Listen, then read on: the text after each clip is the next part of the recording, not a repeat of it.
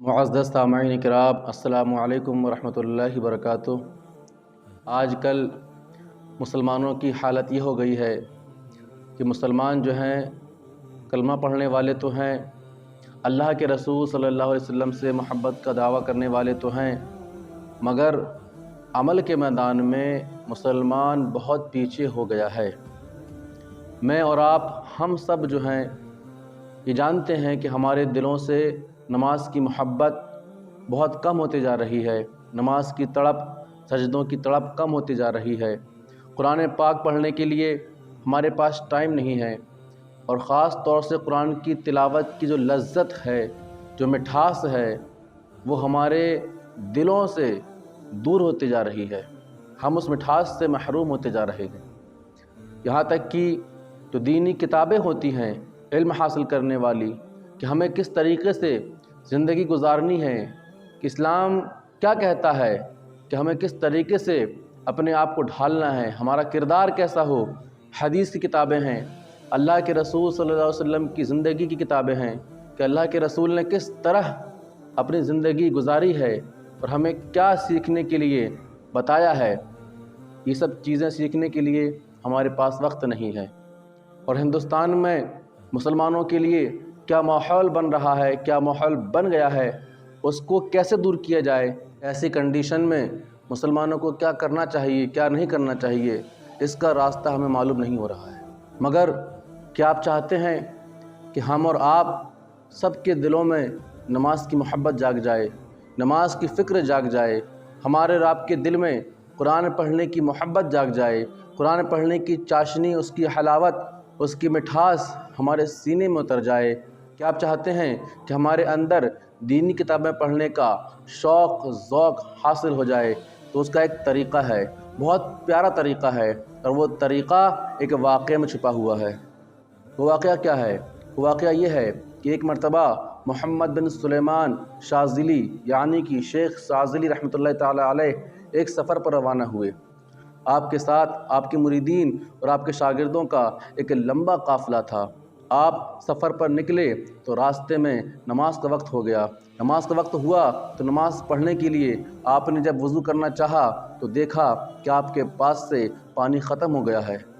تو آپ نے اپنے مریدین سے کہا کہ پانی تلاش کرو۔ تو مریدین پانی تلاش کرتے ہوئے ایک جگہ پہنچے تو دیکھا کہ بہت سارے خیمے لگے ہوئے ہیں، اور خیمے کے پاس میں ایک کنواں موجود ہے، اور اس کنویں میں پانی تو ہے، مگر پانی نکالنے کے لیے، کنویں سے پانی کو باہر نکالنے کے لیے پاس میں کوئی سامان موجود نہیں ہے، نہ کوئی ڈول ہے، نہ رسی ہے، نہ کوئی برتن ہے کہ جس سے پانی کو نکال کر وضو کر لیا جائے۔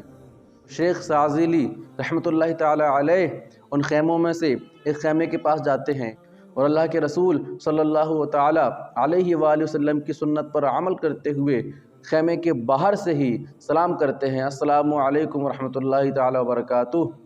سلام کی آواز سن کر اس خیمے سے ایک بچی باہر آتی ہے اور پوچھتی ہے کیا کام ہے؟ تو شیخ شاذلی اس سے فرماتے ہیں کہ اے بچی، نماز کا وقت ہو گیا ہے اور ہمیں وضو کرنے کے لیے پانی کی ضرورت ہے، اور پانی کنویں میں موجود تو ہے، مگر کنویں سے باہر نکالنے کے لیے کوئی سامان موجود نہیں ہے، نہ کوئی رسی ہے، نہ برتن ہے۔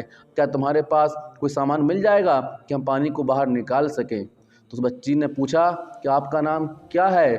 تو آپ فرماتے ہیں میرا نام محمد بن سلیمان شاذلی ہے۔ تو وہ لڑکی یہ سن کر حیران ہو جاتی ہے، حیران ہو جاتی ہے کہ اپنے وقت کا اتنا بڑا امام، اتنا بڑا فقیہ، اتنا بڑا مفتی، اتنا بڑا محدث، اتنا بڑا پیر آج میرے دروازے پہ کھڑا ہوا ہے۔ تو بچی کہتی ہے آپ وہی ہیں نا جن کی سادگی، جن کی پرہیزگاری، جن کا تقویٰ پورے علاقے میں مشہور ہے۔ آپ اپنے وقت کے امام ہیں، آپ بہت بڑے پیر ہیں، آپ کی شہرت چاروں طرف پھیلی ہوئی ہے، آپ کا چرچا ہر طرف ہو رہا ہے، کہ آپ وہی ہیں؟ تو شیخ شاذلی کہتے ہیں ہاں بچی، میں وہی ہوں۔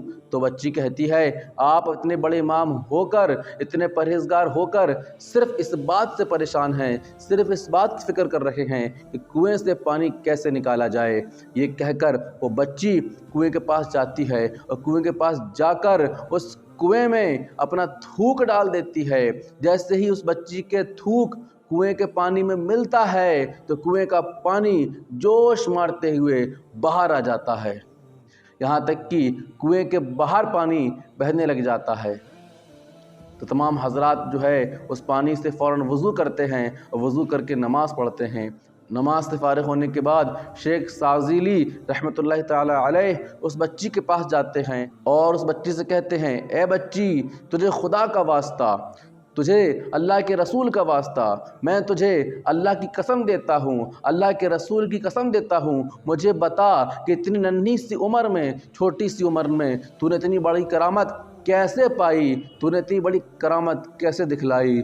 تو اس بچی نے جواب دیا، حضرت میرے پاس کوئی بہت بڑا راز نہیں ہے، میں کوئی بہت بڑا کام نہیں کرتی ہوں، اور آپ نے جو کرامت دیکھی ہے، آپ نے جو یہ واقعہ دیکھا ہے، یہ میری کرامت نہیں ہے، یہ میرا واقعہ نہیں ہے، بلکہ یہ کرامت درود پاک کی کرامت ہے، یہ برکت درود پاک کی برکت ہے۔ میں کثرت سے روزانہ کثرت سے بے حساب مرتبہ درود پاک پڑھتی ہوں، یہ اسی کا پھل ہے۔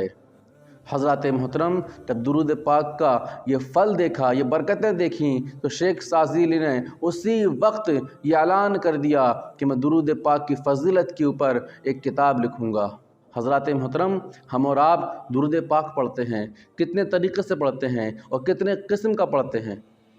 ظاہر سی بات ہے، ایک دو قسم کا پڑھتے ہوں گے یا حد سے زیادہ 10 طریقے سے درود پاک پڑھتے ہوں گے، مگر قربان جائیے، جب شیخ سازیلی نے یہ واقعہ دیکھا، درود پاک کی ایک کرامت دیکھی، تو آپ نے درود پاک کی فضیلت کے اوپر اور درود پاک پڑھنے کے طریقے کے اوپر ایک کتاب لکھ ڈالی جس کا نام الدلائل الخیرات ہے۔ الدلائل الخیرات میں آپ نے ایک نہیں، 2 نہیں، 10 نہیں، بلکہ سینکڑوں طریقے سے درود پاک لکھ کر درود پاک کو عام کر دیا ہے۔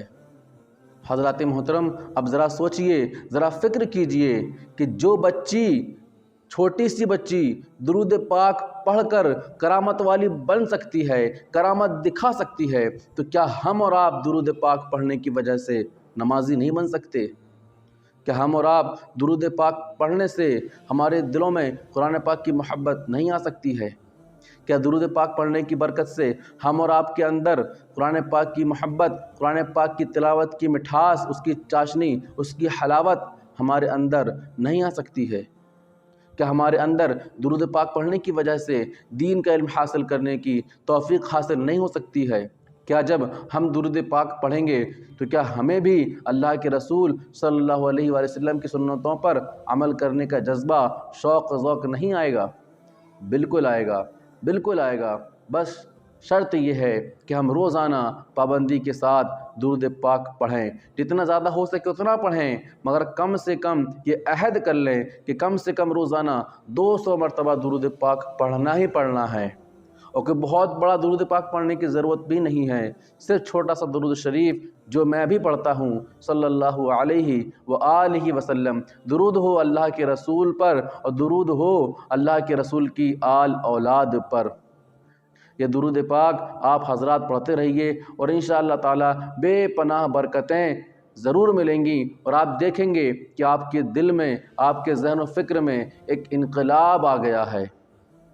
میرے عزیز دوستو، جس طرح ہم اور آپ فیس بک پر، واٹس ایپ پر دینی میسیجز، اچھے پیارے پیارے میسیجز آتے ہیں، تو ہم اپنے گروپس میں اور اپنے فرینڈس کو شیئر کرتے ہیں، فارورڈ کرتے ہیں، اس لیے کرتے ہیں تاکہ جو فائدہ ہمیں حاصل ہوا ہے وہ ہمارے دوستوں کو بھی حاصل ہو جائے۔ اگر آپ کو یہ ویڈیو اچھی لگی ہے، اس ویڈیو میں بتائی گئی کرامت اچھی لگی ہے، طریقہ اچھا لگا ہے، تو آپ حضرات سے گزارش ہے کہ اس ویڈیو کو بھی اپنے فیس بک، واٹس ایپ پر ہر جگہ شیئر کرنے کی میں آپ سے گزارش کرتا ہوں۔ السلام علیکم ورحمۃ اللہ تعالی وبرکاتہ۔